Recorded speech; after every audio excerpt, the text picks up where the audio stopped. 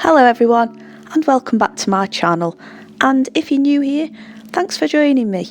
I'm Katie and we have a Scrawlrbox today. If you don't want to watch me unbox and swatch everything, just head to 2 minutes 45 and then you can get straight into the drawing.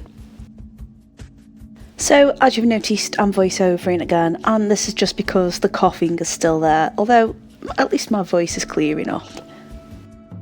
Now, the first thing I noticed about this box was that it was heavy, and upon opening it, we have some rather excellent Derwent metallic coloured pencils, a whole sketch pad, yay Scrawlrbox, more than 2 sheets of paper, this makes me happy.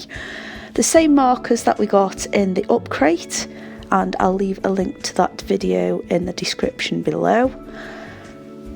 What else did we get? A copper ruler, which it's very nice, but it's a bit of a weird one, but it's very nice. I do quite like that.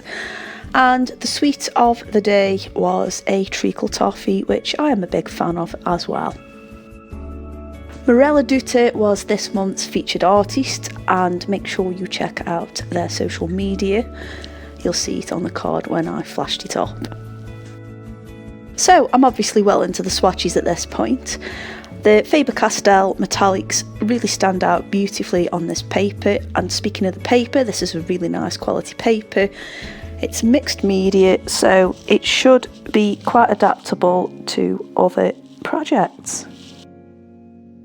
The metallic coloured pencils, these aren't something I'd normally go for, but I was really surprised at how shiny they were actually, and how they showed up on the paper in the light.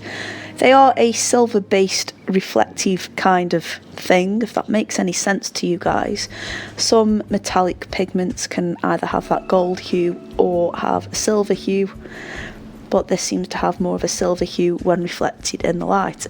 And it does say as well that they are water soluble. Now later on in the video I do try and use them in a water soluble capacity, and it was hard. It was hard with a soft watercolour type brush, but I did get around it. This month's Scrawlr challenge is titled Squared Way. So what's the first thing I draw? I draw a female face with really curly hair. And I know what you're thinking, that isn't very square. Well, you're right, but I do have a bit of a twist to it, and you'll see as the video goes on. Now, getting back to how these are supposedly water soluble, yes they are, but they don't really move the pigment around all that much. I'm yet to try them on white paper, and I should have done actually, but as far as using them on black or dark coloured papers, you've really got to work it.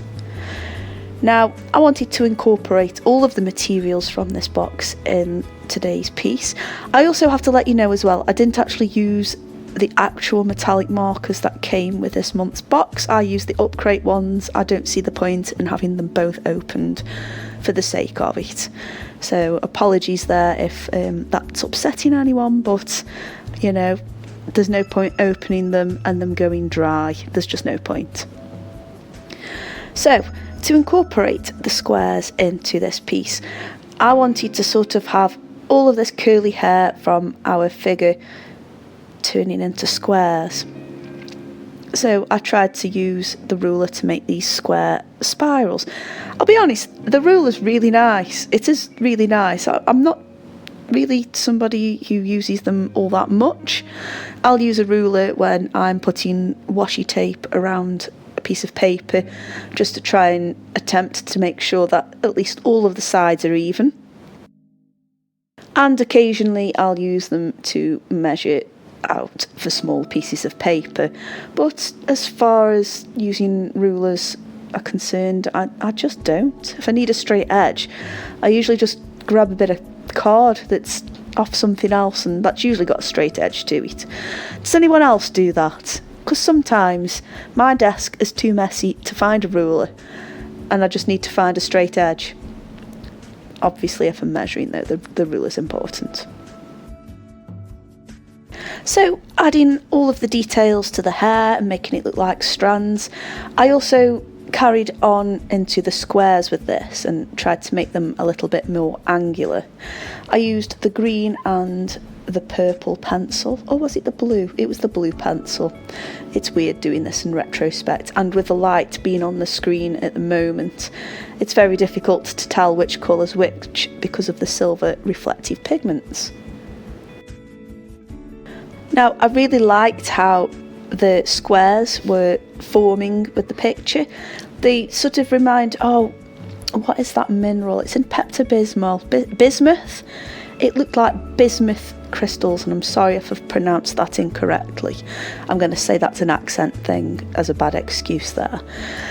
But yeah, that's the sort of vibes I was getting with the colour scheme, obviously, of the black paper and the metallic coloured pencils. Yeah, I was sort of thinking that. So maybe this character has been crystallised, or she's been taken over by the squares, and she was once a very spirally person and now everything's become a little bit more angled. For the background, I did a semi-checkered pattern, and I just used the width of the ruler to create the squares there, and I used a two-tone effect. That was using the green and the rose pink. I completely forgot to mention the colours that came in the pack. That's just really bad of me. Although if you were keen-eyed from the start, you would have seen me write them next to the swatches, but here goes. We have pewter, green, purple, ice blue, pink and rose gold. And they're really nice colours. They all work very nicely together. Now, as I mentioned earlier, I did have a little trouble activating the water with a regular soft nylon brush. So what I did find helped was using perhaps not a hog hair type brush, but something with a bit more of a sturdier bristle, just so you could really agitate the pigments and whatever it is they use in the pencils just to get things going and smudging around. And eventually it did blend, but they are quite hard, and maybe the coloured pigments don't show up once activated with the water, whereas the metallic particles do. But that's just a theory, that's only me speculating there. I found the Faber Castell metallic pens really useful as well, just to give everything a bit more of an oomph and add a little bit more of definition in there. And they are really nice pens to use. I have got a white one, which I've used on other projects. In fact, I've used a couple of different white ones. I've got a large brush one and a thinner brush one, and they really show up beautifully on dark surfaces, and they're very good for correcting any mistakes with marker pens. Not that you could do that with these metallics, I'm just kind of throwing that in there. So I'm back to adding a little bit more highlight and details to the face. I did find that quite hard, and that's down to my inexperience more than anything. I'm not used to really drawing faces and working on a dark background.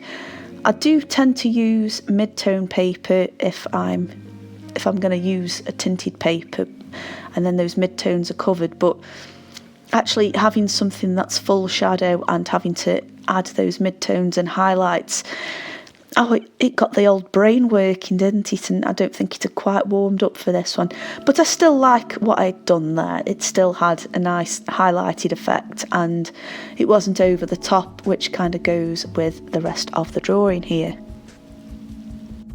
I decided to add in a few loose tiles falling from the checkered background, and I guess that was just to emphasise how things were falling apart with this girl's hair, so maybe things were falling apart with the checkered background. I don't know, it just seemed like a good thing to do, and I quite liked how that looked. Now, just to add a little extra definition, I went over the edges of the tiles with the same colours, but I just pressed down a little harder, and I also erased any lines that needed to be removed, so it just looked a little bit tidier.